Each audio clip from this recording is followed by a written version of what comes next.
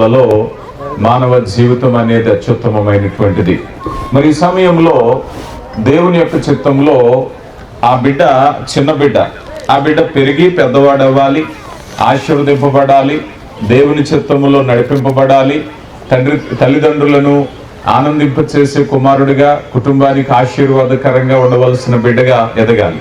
అయితే ఈ సమయంలో తల్లిదండ్రులకు ముఖ్యమైన విషయాన్ని చెప్తాను చూడండి. మత్తయి సువార్త 19వ అధ్యాయము 14వ వచనాన్ని చూస్తే ప్రభు వారు ఒక చక్కని మాట అంటున్నారు.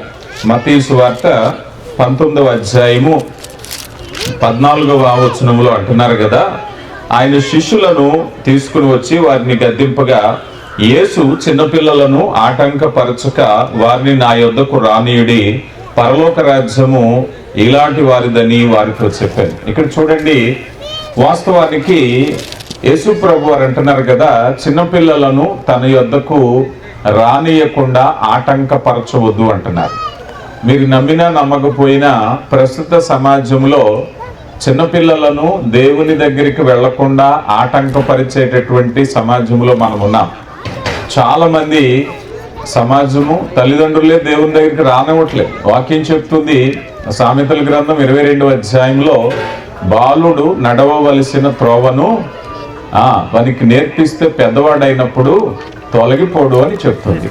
మరి ఇప్పుడు ఆ చిన్నపిల్లవాణిని ఆటంకపరచకుండా దేవుని యొద్దకు నడిపించటం అనేది దేవుని చిత్తంలో మనం చూస్తే ఎఫెసీ పత్రికలో అంటారు కదా, తల్లిదండ్రులు పిల్లలను ప్రభు యొక్క శిక్షలోను దయలోను పెంచాలి కదా.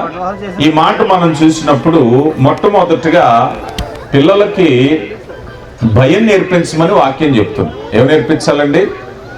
భయం నేర్పించాలి.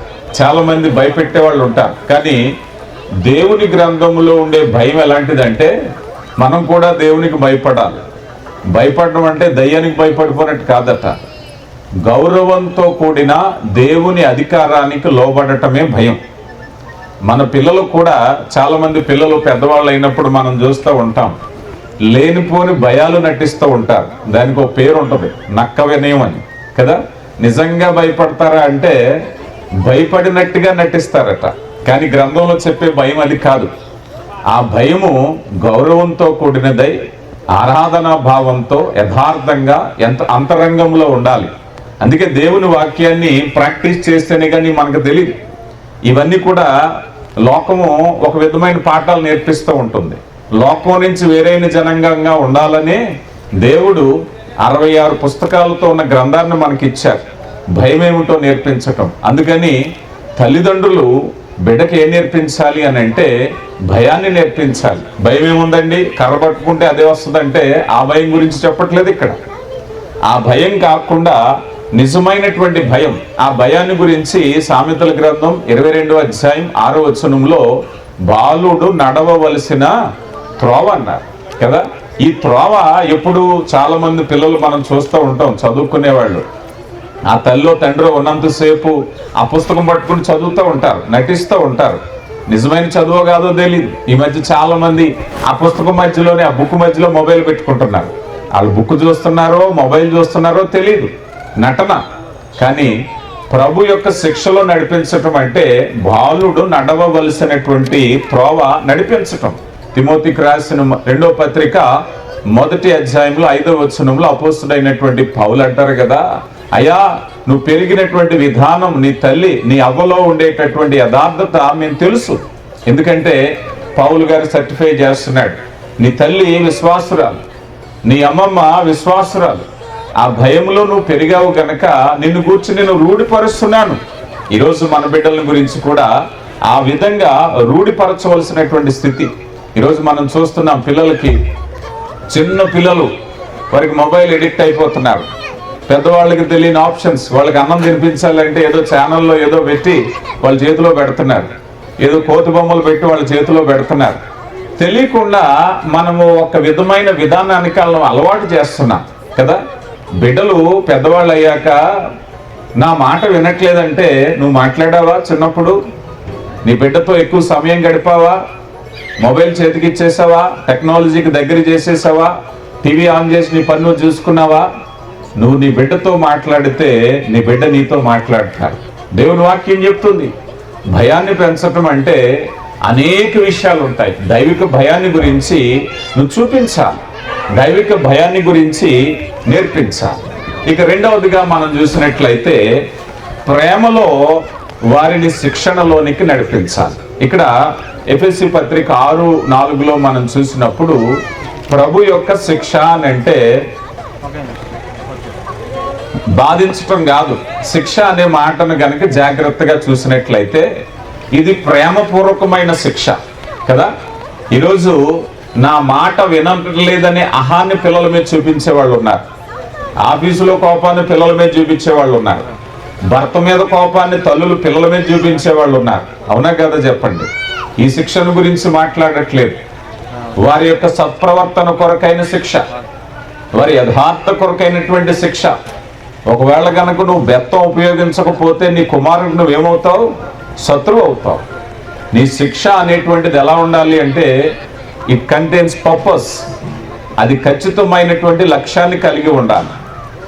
చాలా మంది వారి మనసు నెమ్మదిగా ఉందనుకుందాం, వాళ్ళు తప్పు చేసినా క్షమిస్తారు. చాలా మంది పిల్లలు ఏదైనా తప్పిదాన్ని చెప్పాలి అంటే రైట్ మూమెంట్ గురించి చూస్తారు. మా అమ్మ నాన్న మంచి మూమెంట్లో ఉన్నప్పుడు చెప్పాలి, చిరుబరులు ఆడేటప్పుడు చెప్తే నా పని అయిపోద్ది అంటారు. So it's wrong. తప్పుని తప్పులాగే ఖండించాలి కదా. అభినందన లాగే ఉండాలి. నీ కోపానికి గల కారణం వాళ్ళని సరిదిద్దడం. కొంతమంది మనం చూస్తాం ఊరికే కోపడిపోతారు, ఎందుకు కోపడతారో వాళ్ళకే తెలీదు. నీ సైకాలజికల్ ఫీలింగ్ కాదు ఇది, వారిని సరి చేసేది. అందుకే అంటారు ప్రేమతో శిక్ష. ఆ ప్రేమతో చేసేటువంటి పని ఎలా ఉండాలి అంటే సమూయేలు 1 గ్రంథంలో హన్నా తన కుమారుని దేవుని సన్నిధిలో ఉండేటటువంటి అభ్యాసం చేసింది. ఈరోజు ప్రేమతో శిక్షణ నడిపించటం అంటే ఇట్స్ నాట్ పనిష్మెంట్. ప్రార్థించటం ఒక శిక్షణ, దేవుని సన్నిధికి నడిపించటం ఒక డిసిప్లైన్. ఈరోజు పిల్లలు ఎక్కడికైనా బయటకు వెళ్ళాలి అని అంటే నేను ప్రార్థించాలి అనేటువంటి ఆలోచన ఎప్పుడు రావాలి? నీ శిక్షణలో రావాలి. అది నువ్వు తెలియపరచాలి. బైబిల్ యొక్క వాక్యపు ప్రాధాన్యత నువ్వు తెలియపరచాలి, నువ్వు చదవాలి.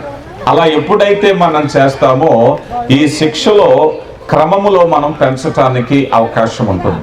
ఇక మూడవదిగా చివరిగా మనం చూసినట్లయితే మనము చిన్నపిల్లలకు కుటుంబీకులుగా, తల్లిదండ్రులుగా, పేరెంట్స్గా ఎప్పుడు కూడా ఆదర్శం అనేది చాలా ముఖ్యం, మాదిరి అనేది చాలా ముఖ్యం. పిల్లలకి చాలా మంది టీచ్ చేయడానికి ఇష్టపడుతూ ఉంటారు, కమాండ్ చేయడానికి ఇష్టపడుతూ ఉంటారు, చెయ్యమని చెప్పడానికి ఇష్టపడుతూ ఉంటారు. కానీ బైబిల్ చెప్పేది ఎప్పుడు కూడా నీ యొక్క మాదిరిని కనపరచమనే చెప్తుంది. ఉదాహరణకి బైబిల్ గ్రంథంలో అనేక మంది ప్రవక్తలు ఉన్నారు, అనేక గ్రంథాలు ఉన్నాయి, ధర్మశాస్త్రం ఉంది. యేసు ప్రభు వారు ఎందుకు వచ్చారు? యేసు ప్రభు వారు మాదిరిని చూపించటానికి వచ్చారు. యేసు ప్రభు వారు రావటానికి గల కారణాల్లో ఈ భూమి మీద మానవుడు పాపము లేకుండా ఎలా జీవించాలో ఒక మాదిరిని చూపించటానికి వచ్చారు. అందుకే ఈరోజు ప్రపంచంలోనే క్రైస్తవ్యము ఎందుకు ప్రభావవంతమైనదంటే మాదిరితో కూడిన ప్రవర్తన. ఇది చాలా ఇంపార్టెంట్. ఇది ఈరోజు దేవుడు మన కుటుంబాల్లో కూడా కోరుకునేది ఏమిటయ్యా అంటే మాదిరితో కూడినటువంటి ప్రవర్తన. నీ బిడ్డలకు నువ్వెంత పని చేసావు, ఎంత టీచింగ్ ఇచ్చావు, ఏ చర్చికి నడిపించావు, ఏ కాలేజీకి, ఏ స్కూల్లో ఏ ట్రైనప్ ఇచ్చావు, ఏ డిసిప్లిన్ నేర్పించావు కాదు, నువ్వెంతవరకు మాదిరిగా ఉన్నావు, ఎంతవరకు వారికి ఆదర్శంగా ఉన్నావు అన్నదే ముఖ్యమైన విషయం. అందుకని దేవుని కృపను బట్టి నీ ప్రార్థన నీ బిడ్డను ప్రార్థనా పరుడిగా మారుస్తుంది. నువ్వు దేవుని సన్నిధికి వెళ్ళటం, రేపటి దినాన నీ బిడ్డ దేవుని సన్నిధికి వెళ్ళటం అనే క్రమాన్ని అలవరుచుకుంటాడు. నీ సాత్వికంతో కూడిన మాటలు ప్రభావం నీ బిడ్డ మీద పడతాయి. భార్య భర్తలు ఇద్దరు మాట్లాడుకుంటే ఎవరు వింటారు? ఫస్ట్ చెప్పండి. భార్య భర్తలు మాటలు కన్వర్సేషన్ ఎక్కువ వినేది ఎవరు చెప్పాలి? పిల్లలే. సో నీ కన్వర్సేషన్ ప్రేమపూర్వకంగా ఉంటే నీ బిడ్డలు కూడా అలాగే మాట్లాడతారు. దయగల మాటలు మాట్లాడితే, ప్రేమగల మాటలు మాట్లాడితే, నువ్వు మాట్లాడే మాటలు నీ బిడ్డ ఆఖరికి నువ్వు దేవునితో మాట్లాడే మాటలు కూడా నీ బిడ్డ వినాలి. నువ్వు దేవునితో ప్రార్థించేటప్పుడు నీ పెదవుల నుంచి వచ్చే ప్రార్థన నీ బిడ్డ వినాలి. అది రేపటి దినాన నీ బిడ్డను ప్రార్థనాపరుడుగా మారుస్తుంది. కీర్తన గ్రంథము 78వ సంకీర్తన 4వ చరణాన్ని మనం చూసినట్లయితే 78వ సంకీర్తన 4వ చరణం. యెహోవా స్తోత్రార్హ క్రియలను ఆయన బలము ఆయన చేసిన ఆశ్చర్య కార్యములను దాచకుండా వాటిని వారి పిల్లలకు మేము చెప్పేదము. నువ్వు చెప్పకపోతే తెలియదు.